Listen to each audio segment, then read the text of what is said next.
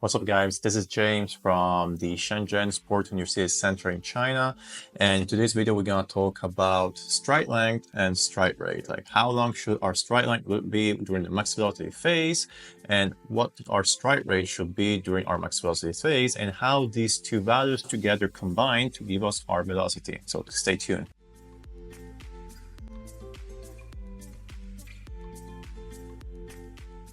So a couple of weeks ago, I posted a video about the stride length during the acceleration phase for our sprinters, how to calculate it and how it actually helps us to understand the body positions and where the athlete should touch onto the ground. This video blew up, made more than 20,000 views, which I was actually quite impressed to it.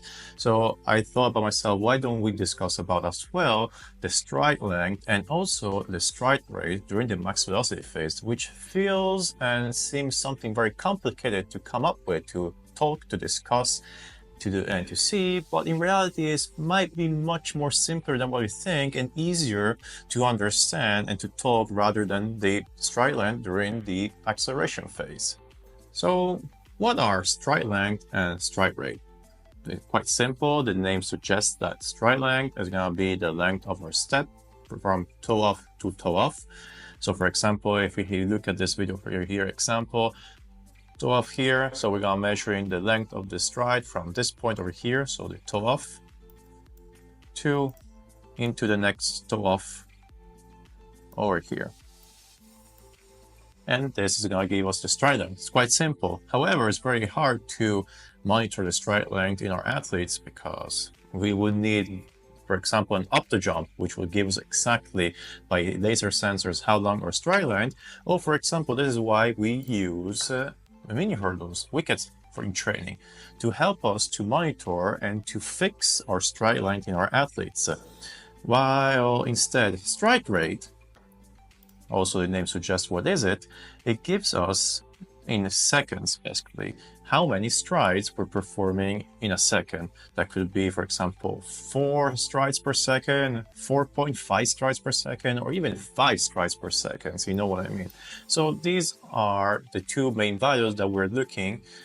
We're only talking about stride length and stride rate. We're not talking about the reactive strength index or any other aspects. We're only talking about the stride length, the stride rate. These are the main two values that we're looking in the max velocity phase. So let's talk first about the stride length and how long should the stride length be in our athletes.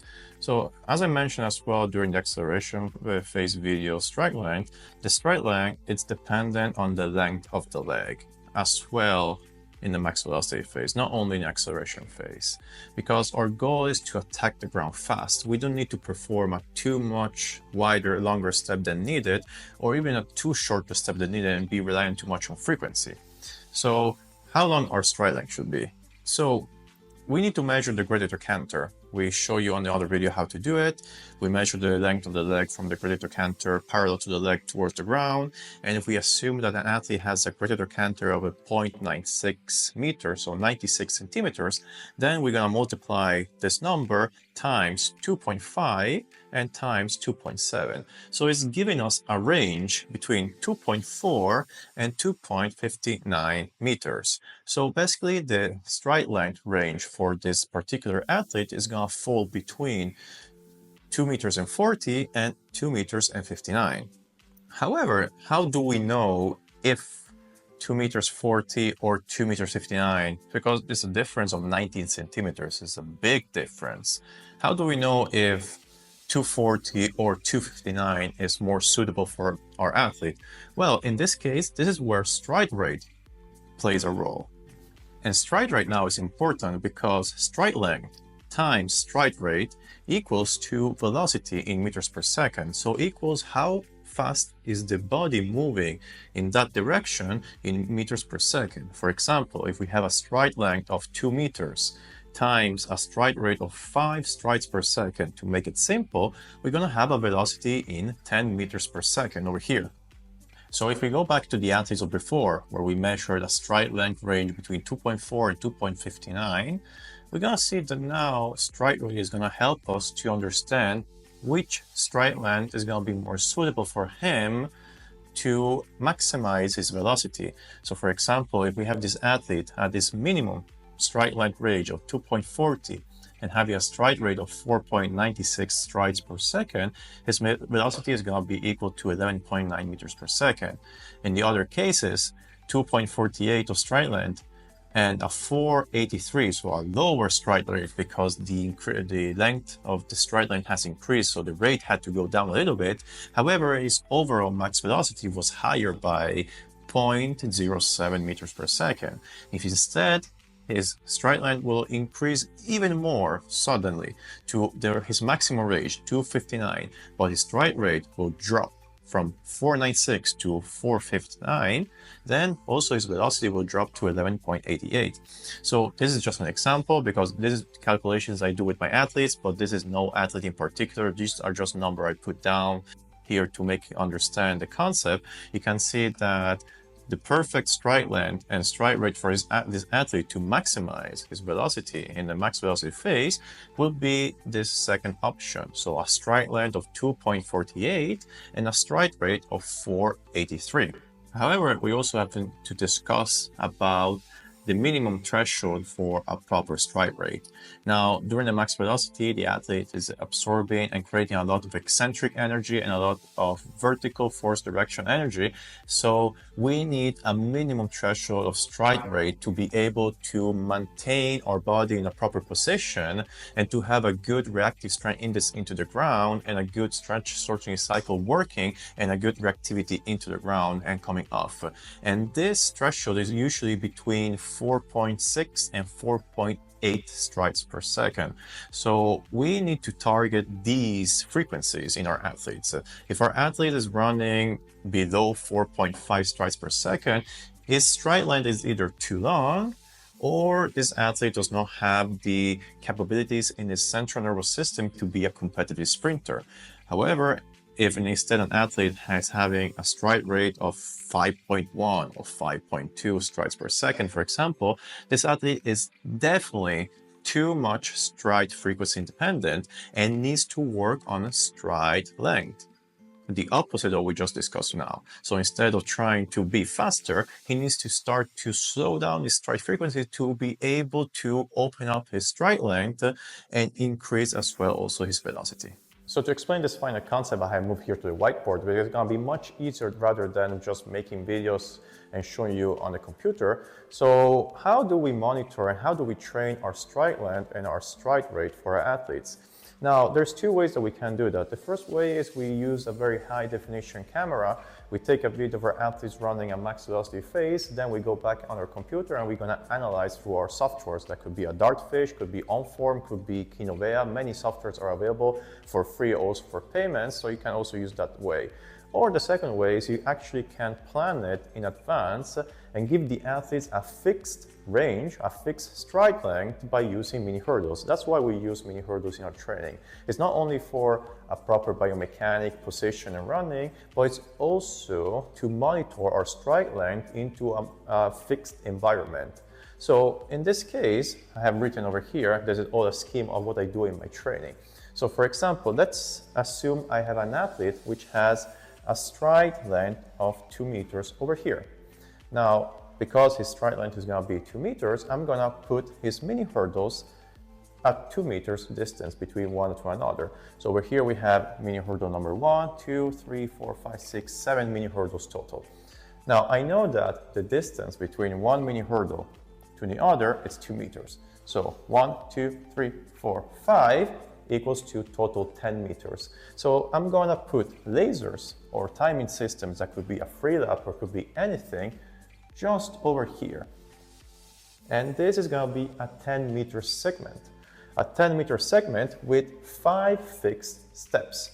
Goes 1, 2, 3, 4, 5 steps basically. So we have a segment of 10 meters. We have a segment with 5 fixed steps. Each one of them is going to be 2 meters. And then we're going to have the athlete running in between the segment when he's going to be doing his session. So what happens? The timing system is going to give him a time. For example, let's make it simple for maths. I don't want to do too much math now for the video. It's going to give us a time of 1 second. What does this mean? It means that the athlete has run those 10 meters in exactly 1 second. So 10 meters, 1 second, that equals to 10 meters per second, 10 meters per second of velocity. Quite simple, not hard to understand. But it's also giving me, because we have a fixed stride length in between those 10 meters, it's also giving me the stride rate. The stride rate equals to 5 strides per second, because this athlete has performed those 10 meters, which equals to 5 strides in exactly 1 second. So it's going to be exactly 5 strides per second. So it's giving me also a stride rate. What can I do from here? If I believe that the stride rate is too high because it's too much frequency independent, then I can increase the length of those mini hurdles to 2.1, for example. And now the athlete is going to be running between a segment of 10 meters, but with mini hurdles of 2.1 meters. So it's going to be a little bit less than exactly 5 steps. It's going to be maybe 4 steps, 0.8, something like that. And if it then runs between those 10 meters in exactly 1 second, then I know that the stride rate has dropped to 4.8 or 4.9, let's say. Let's say use 4.9, but the stride length has increased. So now after this, I know that 2.1, because the stride length has increased, but the stride rate has dropped to 4.9, I know that now his max velocity equals to 10.3 meters per second. He has achieved the same goal inside this section of 1 second, but his max velocity was higher when the stride length was a bit longer and the stride rate was a little bit lower compared to before, simply because now he's not much more stride frequency dependent anymore, and he's actually moving forward.